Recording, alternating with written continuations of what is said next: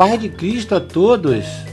Sou o professor Luiz Andrade, diácono da Advec Filial Taquara. Tudo bem com vocês? Fico muito feliz em mais uma vez poder cooperar com esta ferramenta de ensino que Deus deu ao nosso querido professor Edivanei. Deus te abençoe, meu irmão. Um abraço para você, Edivanei. Hoje iremos ministrar a lição 7 de nossa revista 45 da Central Gospel, que fala sobre os livros poéticos. Hoje nossa lição tem por título o livro de Salmos, parte 4. Lembrando que, conforme já ministrado em outras lições, os salmos são subdivididos em 5 partes, que correspondem aos 5 livros da Torá, e 7 seções correspondentes às 7 porções da Torá. Mas antes de começar a lição propriamente dita, eu gostaria de sempre levantar uma curiosidade sobre os livros de salmos. É sempre bom, caro professor, nós levantarmos algumas curiosidades sobre os salmos, ainda mais em relação a como eles são usados pelos judeus, por exemplo. É bom e é interessante nós usarmos isso para aguçar a curiosidade dos alunos dentro de uma sala de aula, né? Existem algumas curiosidades, uma delas, por exemplo, que o costume judaico é recitá-los durante o dia. Pode ser a qualquer hora do dia, mas não à noite. E sim após a meia-noite. Muito interessante, né? Em várias comunidades judaicas, estabeleceu-se o costume de reunir grupos a fim de recitarem juntos os salmos, conferindo uma espécie de poder ainda maior. Também é um costume antigo e atual que se estabeleceu entre o povo judeu a de recitar os salmos quando há uma espécie de sentença decretada que deve ser anulada em caso de pessoas enfermas para que tenham saúde e se recuperem, para um bom parto também, para afastar os inimigos, para qualquer dificuldade que surja e para agradecer por uma bondade recebida. Há salmos para todas as ocasiões e se encontra em muitos livros de salmos sugestões para diferentes ocasiões. Também há o costume de recitar o capítulo correspondente à idade que a pessoa completará em seu próximo aniversário judaico. Por exemplo, se a pessoa tem 19 anos, recita o Salmo 20, e assim por diante. De seus filhos, do cônjuge, pais e até de quem ele deseja recitar, sempre baseando-se no Nuak, né? O calendário judaico. Os judeus acreditam que os salmos, quando recitados com verdadeira concentração e sentimento, abrem os portões dos céus.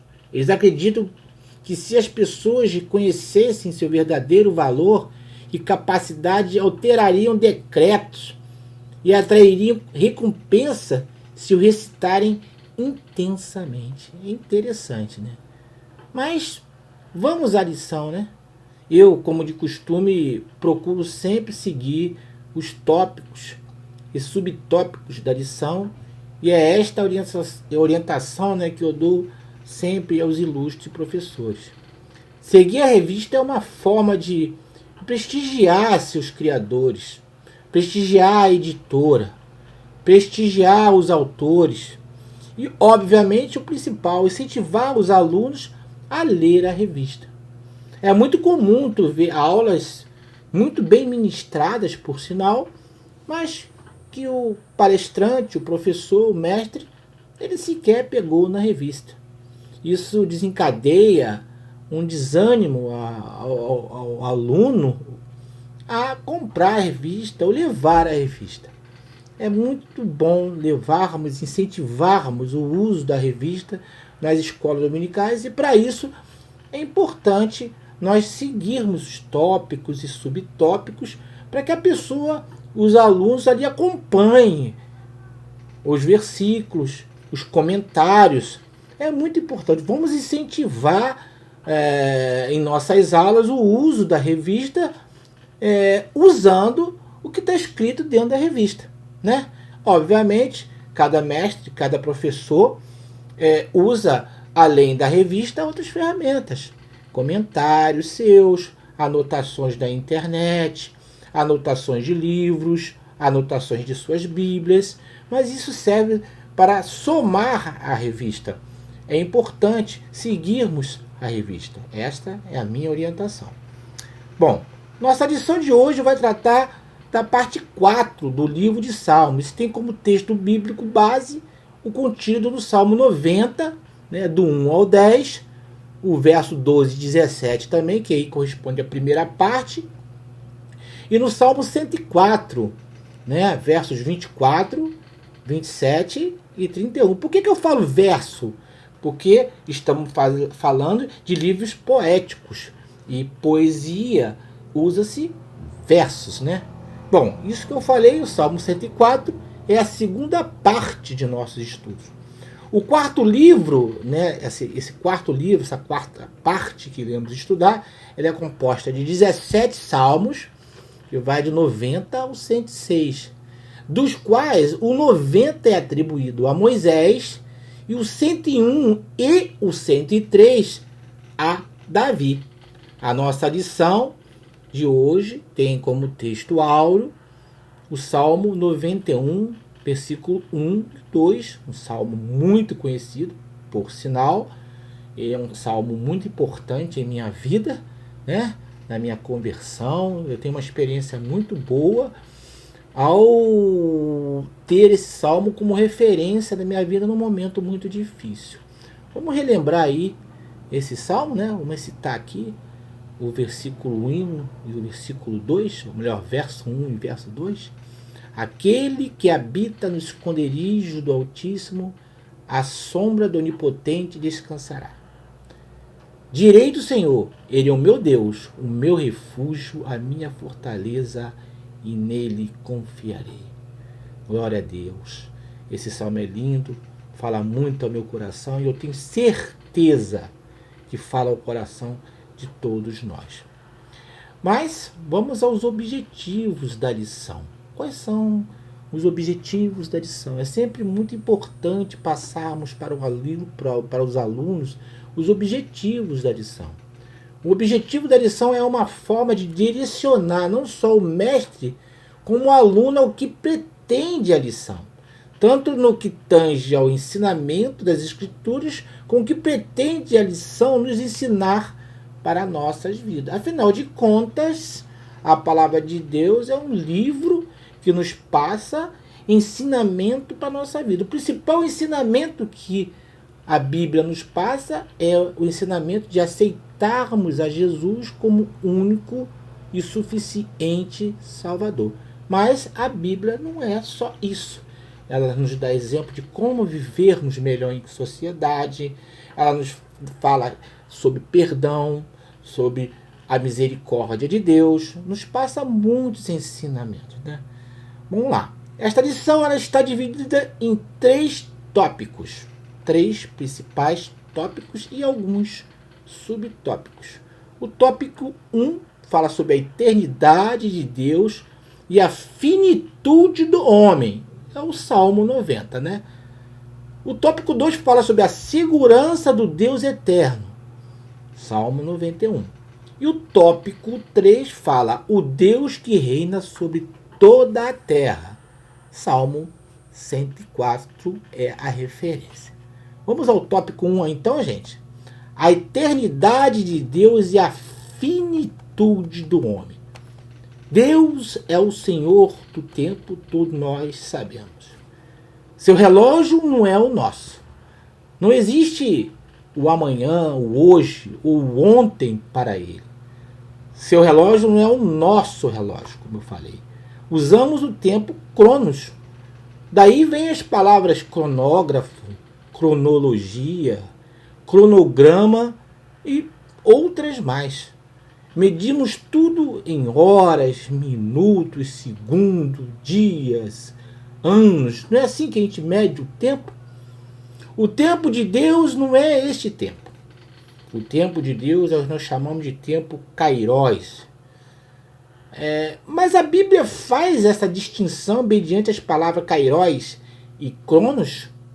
Será que ela faz isso? Vamos ler aqui Em João 7,6, Jesus disse e fala assim: ainda não é chegado o meu tempo, mas o vosso tempo sempre está pronto.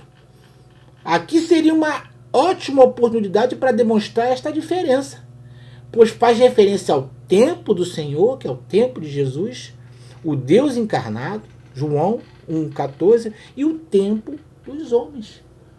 Com certeza há uma diferença entre o tempo de Deus e o tempo que eu e você conhecemos. Por quê? Porque o nosso Deus, ele é eterno. Nosso Deus, ele é eterno. O relógio que usamos para tempo não é o suficiente para medi-lo. Deus é o mesmo ontem, hoje e sempre. Através de Jesus temos a oportunidade de vivermos eternamente com Deus. Cristo venceu a morte e através dessa vitória fomos salvos e viveremos eternamente com o Pai. A revista diz que Deus não declarou que ele existe, mas sim que ele é. Êxodo 3,14. O homem é mortal. Deus é eterno, mas o homem é mortal. No Salmo 90, Moisés leva à consciência a brevidade da vida do homem, como em alguns instantes a perdemos. É verdade, nós temos assistido aí como as pessoas e artistas, pessoas políticos, jovens, num estalo de dedo, perdem suas vidas, homens com aparente saúde. Nós estamos falando de todo tipo de homem, pessoas do meio secular, do meio artístico, mas também dentro do meio cristão. É uma prova de que a gente perde a vida em alguns segundos, em alguns minutos. Na passagem, Moisés cita números como referência para a duração de nossas vidas. Ele fala em 70, 80 anos, mas é importante passarmos para os alunos que não se trata de números exatos. Hoje, por exemplo, o homem vive muito mais de 70 anos de idade. A medicina está muito avançada em prol da qualidade de vida. Entretanto, um dia morreremos de um jeito ou de outro. O objetivo aqui não é apresentar um prazo máximo de vida, 70, 80 anos, mas sim uma noção da brevidade de nossas vidas. Vale ressaltar que Moisés, como líder, presenciou a velhice de todos. Viu o sofrimento da idade avançada e muitos morreram antes mesmo de chegar à terra prometida. E Moisés pede no verso 12 que Deus o ensine a contar os dias de tal maneira que alcance um coração sábio. A verdade é que devemos esperar o tempo certo do Senhor. Em Eclesiastes 3 diz que há tempo para tudo. O problema, na verdade, do homem é saber que tempo é esse. Que tempo é esse que é o tempo do Senhor? O tempo de chegar à minha vitória. Quando será o meu tempo? Quando será, Senhor, que eu vou conseguir me recuperar da minha saúde? Quando será, Senhor, que aquela porta vai se abrir? Quando será, Senhor, que eu vou terminar a construção da minha casa? Quando será, Senhor, que eu vou conquistar, ser aprovado naquele concurso público? Quando será o tempo? Eu também tenho uma experiência pessoal com esse tempo. Mas olha o que diz o 91. Porque 1000 anos são os teus olhos como o dia de ontem, que passou, e como a vigília da noite. O que são 1000 anos para o Senhor? Na verdade, 1000 ou 10.000 anos, 1 milhão de anos são como um estalar de dedos ou piscar de olhos para Deus. Deus sempre agirá na hora certa. Há um provérbio que diz que Deus tarda, mas não falha, né? Esse provérbio é falho, meu irmão. Deus nunca tarda. Deus tem tempo certo e nunca falha. Essa é que é a verdade. Seu tempo não está limitado às intempéries, circunstâncias ou condicionantes da vida. Creia nisso.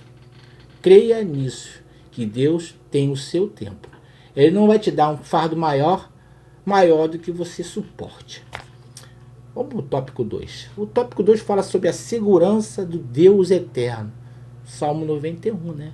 O Salmo 91 é um dos salmos mais lidos nas igrejas. Descreve a contínua e soberana proteção de Deus ao seu povo com relação aos perigos e terrores que estão sempre presentes e cercam a humanidade. No começo da lição eu disse que esse salmo é importante para mim, porque a minha mãe tinha uma Bíblia na época em que nós não éramos convertidos e não conhecíamos o Evangelho, mas éramos católicos. E essa Bíblia ficava aberta, sem conhecermos ainda a palavra, no Salmo 91, a ponto de essa página ter sido rasgada. Essa Bíblia deve estar com a minha mãe até hoje. De fato, o Salmo 91 é um salmo muito lindo. O Salmo 91 fala sobre o esconderijo do Altíssimo. Que lugar seria esse? Que lugar seria o esconderijo do Altíssimo? O esconderijo do Altíssimo é um lugar íntimo, onde se pode desfrutar da proteção de Deus. Jesus é o esconderijo do Altíssimo. É o nosso lugar secreto onde encontramos ali abrigo, onde encontramos um amigo de verdade em todas as horas. Por que habitar no esconderijo do Altíssimo? Quando você habita no esconderijo do Altíssimo, você tem intimidade com Deus. Conversa com Ele todos os dias e sente falta quando não o faz. Você conta seus segredos, abre totalmente seu coração, sem pudor ou vergonha, reconhecendo suas fraquezas e limitações e o quanto você é dependente dele.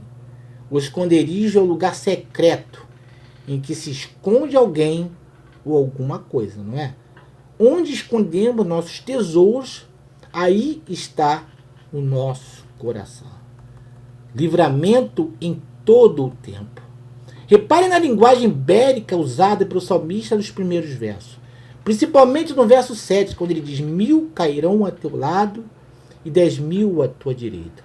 Está falando de guerra, de batalha. Qual o significado, afinal, de 1000 cairão a teu lado e 10.000 à tua direita? A declaração 1000 cairão a teu lado e 10.000 à tua direita fala do cuidado protetor do Senhor para com aqueles que são seus. Deus é poderoso para guardar o seu povo fiel de toda a calamidade que o cerca. Isso fica muito claro no versículo bíblico: 1000 cairão ao teu lado e 10.000 à tua direita, e tu não serás atingido. Não se conhece a identidade, na verdade, desse escritor bíblico, quem escreveu esse salmo. Nem mesmo o contexto ou a situação específica que ele estava vivendo quando registrou essas palavras. Isso tem levado os estudiosos a fazerem certas sugestões. Alguns sugerem que o salmista, por exemplo, estava pensando numa batalha militar quando escreveu este salmo. 1000 cairão a teu lado e 10.000 à tua direita. De fato, numa batalha, muitas pessoas tombam de um lado e de outro são sobreviventes. Essa que é a verdade. A frase 1000 cairão ao teu lado e 10.000 à tua direita mostra claramente a evolução da calamidade. 1000 pessoas são atingidas e em seguida 10.000. A expressão 10.000 traduz um termo hebraico que significa multidão ou miríade. Então, provavelmente, o salmista não tinha em mente um número exato, 10.000, mas uma quantidade imensa e indeterminada, ou seja, um número grande de pessoas. Mas tu não serás atingido. Sem dúvida, esse versículo demonstra o quão perto o crente fiel pode estar de uma calamidade e ainda assim desfrutar do cuidado providencial do Senhor. O texto não diz que 1000 cairão longe do crente e 10 ainda mais distante dele. Não diz. Mas o texto diz: 1000 cairão ao teu lado e 10.000 à tua direita, e tu não serás atingido. Isso realmente é incrível e mostra não somente o favor de Deus para com aqueles que são seus, mas também a confiança inabalável do crente quando posto à prova. Uma coisa é enxergar a calamidade de muito longe, outra coisa é ver a calamidade assolando ao seu redor. Em situações assim, somente aquele que habita no esconderijo do Altíssimo é que pode manter a calma e a tranquilidade quando 1000 caem ao seu lado e 10.000 à sua direita. E assim é a vida da gente, do crente. Estamos numa batalha, dentro da batalha. Quando estamos dentro de uma batalha, a gente vê sim pessoas saírem vitoriosas, mas outras sendo derrotadas e bem perto de você. E o que dizer quando você não é atingido? É porque você está sob a proteção de Deus, guardado por Ele. Muitos são derrotados e tu consegue ficar em pé ali. É assim a vida do cristão. Ele não foge à luta. Ele está dentro da batalha.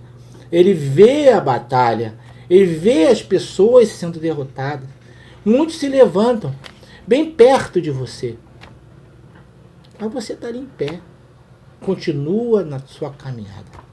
É igual aquela poesia, Pegadas na Areia, em que um sujeito andando pela praia, passando por um problema muito sério, estava lá a sua pegada. E ele imaginou que estaria caminhando sozinho, perguntou a Deus: por que tu não estás comigo, Senhor? Deus falou com ele que aquelas pegadas ali eram do próprio Senhor levando um homem no colo. Irmão, é assim que nós devemos caminhar em nossas vidas com o Senhor, pedindo que Ele não nos livre das batalhas, mas que Ele esteja com a gente ali na peleja. Como diz Joseph Carroll, né, que é um pregador inglês que constantemente levava seus sermões ao parlamento inglês, né? O poder de Deus pode nos aproximar do perigo e, no entanto, manter-nos longe do perigo. Eu vou repetir o que esse pregador inglês disse. Ele disse que o poder de Deus pode nos aproximar do perigo e, no entanto, manter-nos longe do perigo. E é exatamente isso. Deus não prometeu que você não terá aflições, né? Mas Ele vai estar contigo nas aflições. Na sua caminhada, Jesus estará contigo. Na Bíblia há vários exemplos de quando o povo de Deus passou por situações assim. As pragas afligiram os egípcios, mas os israelitas saíram ilesos. O exército de Senaqueribe, por exemplo, foi destruído, mas Jerusalém foi preservada. Isso está em 2 Reis 18:17, salvo engano. A ideia é que os filhos do Senhor são preservados de forma especial, mesmo em meio à ruína geral. Há também uma promessa messiânica em nossa lição, no Salmo 91. Ou seja, uma série de acontecimentos que se cumpriram na vida do nosso Salvador.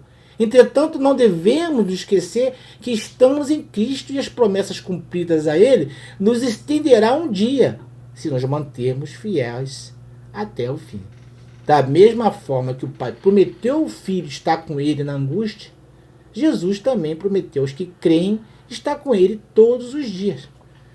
Para que tivessem paz, alertou que no mundo os cristãos teriam aflições. João 16:33. Prestem atenção. Qualquer que prometa livrá-los das aflições diárias não fala conforme a verdade do Evangelho, visto que o próprio Cristo não prometeu livrar os cristãos das aflições. Antes avisou que seriam suscetíveis às aflições. Creiam nisso, irmãos. Temos que ter cuidado com aquilo que se prega por aí. O Deus que reina sobre toda a terra é o outro subtópico desta lição. O salmista no Salmo 104 destaca o Deus da criação, o Deus idealizador e criador de tudo o que existe. O Salmo 104 apresenta a compreensão do povo de Israel acerca da natureza. O salmista não escreve a partir de uma perspectiva científica ou apenas com base em seu sentimento. Ele escreve como um crente. O poeta rejeita os conceitos de deísmo e que diz que Deus criou o mundo, mas deu a ele autossustentabilidade e não mais interfere nele estando longe de sua criação. Ou seja, Deus criou o homem, criou a natureza, criou o mar, criou os animais, deu a ela condições de auto se sustentar e se afastou e manteve-se longe, não mais interferindo nisso, na sua criação. Isso é uma ideologia que devemos descartar e nem pensar em nossas igrejas. O salmista também rejeita o panteísmo, onde diz que Deus e todo o universo são uma única e mesma coisa e que Deus não existe como espírito separado. O panteísmo é uma das diretrizes religiosas vigentes no Ocidente que mais se identifica ao pensamento filosófico oriental, como o budista, por exemplo, o janista, o taoísta e o confucionista. Essas teorias, esses pensamentos muito conhecidos aí fora. Por sinal, essa teoria deu origem ao ateísmo, que é a não crença em Deus.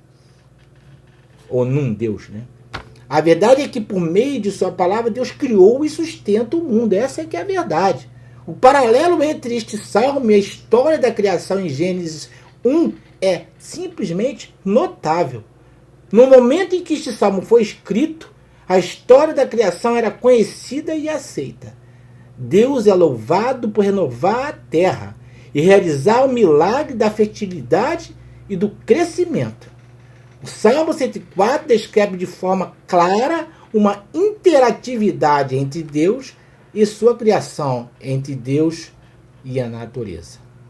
A natureza foi criada por Deus para ser um ambiente bom para nós vivermos. É Deus quem controla tudo o que acontece na natureza. Podemos ver a ação e o poder de Deus observando a natureza. Sabemos que foi Deus quem criou tudo o que vemos através de nossas janelas, ou quando viajamos, ou como estamos aterrissando, ou pousando, ou decolando no avião. Tu olha assim do alto da janela, tu vê o quanto Deus é perfeito e o quanto Ele é perfeito na sua criação. Na Bíblia, a natureza é usada muitas vezes como exemplo para nos ensinar mais sobre Deus. A natureza nos lembra que somos muito pequenos e que precisamos de Deus. A Bíblia está cheia de descrições bonitas da natureza que exaltam a Deus.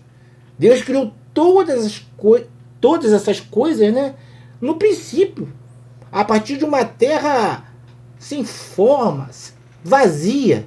Né? Gênesis 1, 2. O Todo-Poderoso criou um lugar maravilhoso para a joia de sua criação, que é quem? É a humanidade. E tudo que ele fez, segundo o relato da criação, era bom. Desde as estrelas, a grandeza do universo, o jardim plantado no Éden, tudo foi feito para nós, homens. O Senhor afirma que fez tudo o que existe. Todas as coisas que estão diante dos nossos olhos. Ele fez para dar a quem? A quem ele quisesse. Conforme está escrito no livro de Jeremias 27, 5. Eu fiz a terra, os seres humanos e os animais que nelas estão. Com o meu grande poder e com o meu braço estendido. Eu a dou a quem quiser. Deus falou isso. Quando entendemos esse princípio, é impossível passarmos desatentos pela natureza, pois cremos que todas as coisas diante de nossos olhos foram feitas pelo arquiteto da vida, para o deleite de seus filhos, para nosso deleite. É isso que a bela natureza está nos revelando. O Criador fez tudo por um motivo, porque nos ama. Deus deu ao homem a responsabilidade de cuidar do que ele nos deu, a natureza. E o cristão, sabedor da criação, deve cuidar dela. Não somente porque depende dela para sobreviver, ou seja, se o homem destruir o que Deus nos deu, e Deus o fez para que nós possamos sobreviver, estaremos então nos matando. Mas ele deu também como um presente. Deus, e por isso nós devemos cuidar desse presente. É um presente especial criado por Deus e dado a nós. É como se fosse aquele presente dado pelos nossos pais, guardado lá naquela nossa gaveta e que nós não deixamos ninguém tocar, que guardamos. É mais ou menos isso. Por isso nossa responsabilidade ela é dobrada. Por quê? Porque é um presente de Deus e porque dependemos da natureza para sobreviver. Nossa revista diz que somos mordomos da natureza e tem todo sentido. A igreja precisa se conscientizar de nossa dupla responsabilidade, como presente de Deus e como único meio de sobrevivermos. Por isso devemos cuidar da natureza. A igreja deve entrar de cabeça na luta pela preservação da natureza e do planeta. Não se envolver nesta causa é tolice, pois estaríamos nos matando e também em desobediência a Deus, que nos deu a incumbência de cuidar do que Ele nos deixou. Essa é que é a verdade. Estamos então chegando para o final e concluindo, eu vou tão somente descrever a conclusão aqui de nossa revista. A forma como Deus, que é infinito e eterno, relaciona-se com o tempo não pode ser comparada à nossa. O autor da carta aos Hebreus fez-nos saber que muitos dos que viveram pela fé morreram sem receber o que lhe tinha sido prometido. Hoje sabemos que o Messias esteve nessa terra para cumprir o plano redentivo. Contudo, apenas o Senhor sabe se, antes de passarmos pela morte, veleemos nos ares para buscar a sua igreja. Vivamos, pois, em esperança e fé, certos de que o Altíssimo não desampara o seu povo, pois grandes são as suas obras e profundos são os seus propósitos. Que Deus possa abençoar a vida de todos. Chegamos então ao final de mais uma lição e espero que tenhamos ajudado um pouco a todos na compreensão e na administração dessa aula para nossos queridos professores e alunos. Deus abençoe a todos.